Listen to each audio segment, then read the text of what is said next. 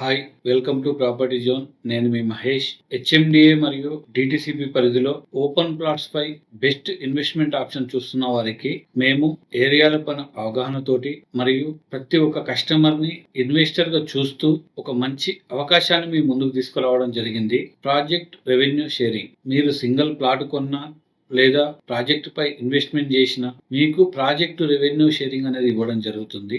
హైదరాబాద్ చుట్టుపక్కల మరియు హెచ్ఎండిఏ పరిధిలో రాబోయే రీజనల్ రింగ్ రోడ్ కి ఆనుకొని చాలా వెంచర్లు ఎల్పి నెంబర్ వచ్చి గత 5 సంవత్సరాల నుండి కొన్ని మార్కెటింగ్ చేస్తూ లేదా కొన్ని సేల్స్ చేసి కొన్ని వదిలిపెట్టిన వెంచర్లు మార్కెట్లో భువనగిరి, ఆలేరు, వరంగల్ హైవే పైన, శ్రీశైలం హైవే పైన కుట్ర ఏరియా, కల్వకుర్తి, ఆమన్గల్ ఏరియాలో, ఇటు బెంగళూరు హైవే పైన షాద్నగర్ మరియు బాల్నగర్ ఏరియాలో ఈ ప్రాజెక్ట్స్ పైన ప్రతి ప్రాజెక్టు వాల్యూ పైన 5 to 10% అమౌంట్ అనేది ఒక కంపెనీగా లేదా ఇన్వెస్టర్గా డెవలపర్కి కానీ ల్యాండ్ ఓనర్స్ కానీ ఇవ్వాల్సిన అవసరం ఉంటుంది.